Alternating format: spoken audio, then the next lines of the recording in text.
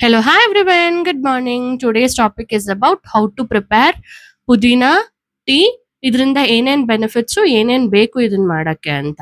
Fresh ಪುದೀನ ಆದ್ರೆ 10 ರಿಂದ 15 ಎಲೆ, ಡ್ರೈಡ್ ಪುದೀನ ಆದ್ರೆ ಒಂದ್ 5 ರಿಂದ 6 ಆದ್ರೆ ಸಾಕು.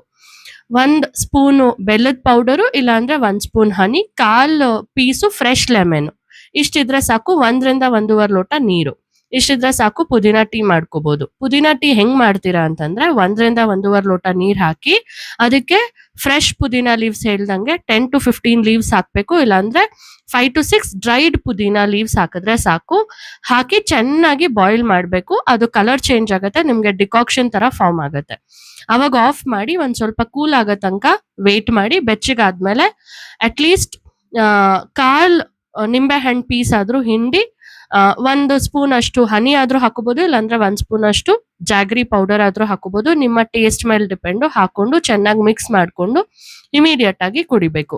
ಈ ತರ ಕುಡಿಯೋದ್ರಿಂದ ಡೈಲಿ ನಿಮ್ಮ ಎಂಟಿ ಸ್ಟಮಕ್ ಅಲ್ಲಿ ಕುಡಿಬೇಕಾಗತ್ತೆ. ಕುಡಿಯೋದ್ರಿಂದ ನಿಮ್ ಬ್ಲಾಟಿಂಗ್ ಇಶ್ಯೂಸ್ ಕಮ್ಮಿ ಆಗುತ್ತೆ ಅಂಡ್ ಹೆಂಗಸರಿಗೆ ತುಂಬಾ ಒಳ್ಳೇದು.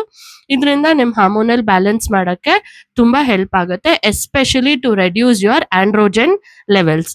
So do try, do let me know your opinion on the chat box. Thank you so much.